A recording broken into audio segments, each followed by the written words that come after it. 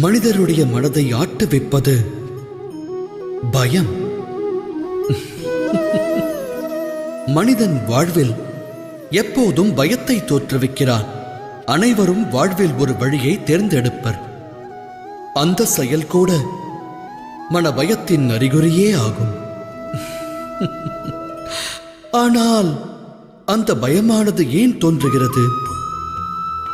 சிந்தித்ததுண்டா?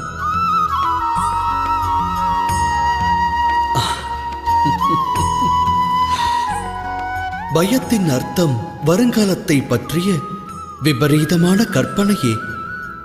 காலத்தை கட்டுப்படுத்துவது யார்?